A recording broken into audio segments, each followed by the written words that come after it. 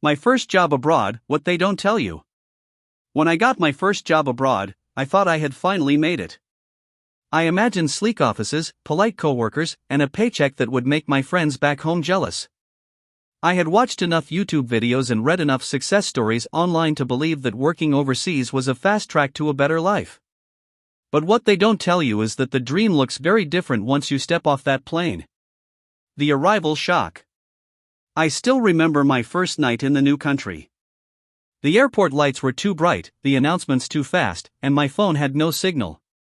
My luggage felt heavier with every step, not because of its weight, but because of the fear that maybe, just maybe, I had made a mistake.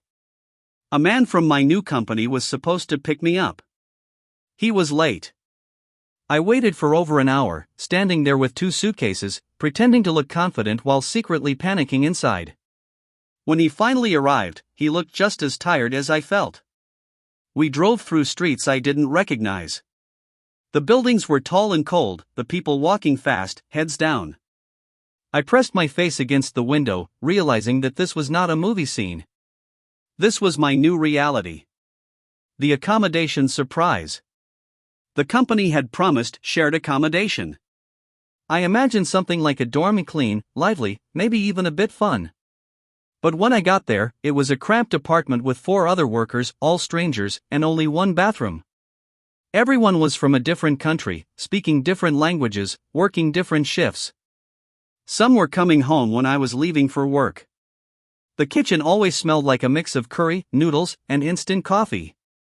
It wasn't bad, just foreign. That night, as I lay on my narrow bed with the hum of the city outside, I realized I wasn't lonely because I was alone. I was lonely because I was unfamiliar. Everything, from the sound of the buses to the taste of the water, was new. The work reality. My job title sounded fancy, customer support specialist. In my head, that meant emails, polite phone calls, and problem solving.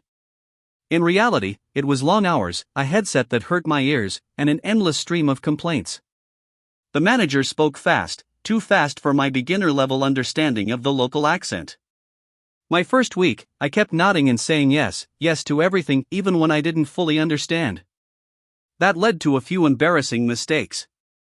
One day, a customer yelled at me for 10 straight minutes. I tried to stay professional, but when I hung up, I went straight to the bathroom and cried quietly in a stall. It wasn't just about the customer, it was the exhaustion, the pressure, the weight of trying to prove I belonged there. The silent lessons. They don't tell you that culture shock isn't just about language or food, it's about rhythm. The rhythm of how people live, how they talk, even how they work. In my country, it was normal to greet everyone in the morning, to chat a bit before starting the day. Here, everyone came in with coffee in hand, eyes on their screens, earbuds in. No small talk. No smiles. Just quiet efficiency. It took me weeks to stop feeling like an outsider. Months to understand the workplace jokes.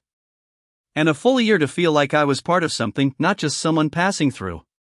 The homesickness that creeps in. At first, I didn't miss home much. I was too busy adjusting, learning, surviving. But then small things started to hit harder than I expected. Hearing a familiar song in a cafe. Seeing a photo of my family eating dinner together. Smelling food that reminded me of my mother's cooking. Suddenly, I'd be fighting back tears on a crowded train, pretending to check my phone while my heart ached for a place thousands of miles away. They don't tell you how homesickness can sneak up on you like that, how it doesn't shout, it whispers. The growth you don't notice. Somewhere between the sleepless nights and the missed buses, I started to change. I learned to cook simple meals. I learned how to budget. I learned how to fix a broken heater, how to make small talk with strangers, how to navigate a foreign healthcare system. I started understanding the local humor, even laughing at it. My accent softened. My confidence grew. I became someone new, someone tougher, more adaptable. And when I visited home a year later, my friends said, "You've changed." I smiled.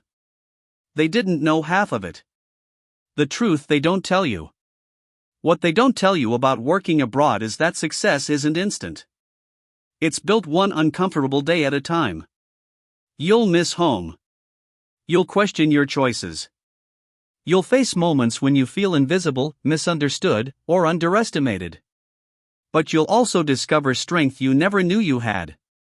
You'll find kindness in strangers.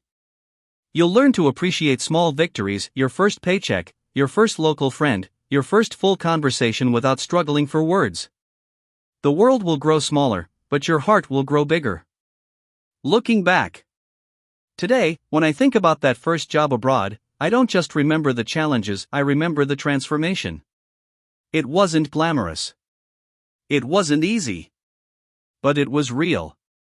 That job didn't just pay my bills, it taught me who I was when everything familiar was stripped away. It taught me resilience, humility, and courage. So if you're planning to work abroad, go for it, but go prepared. Not just with your documents and luggage, but with an open mind, a patient heart, and the willingness to start small. Because your first job abroad won't just change your career, it will change you.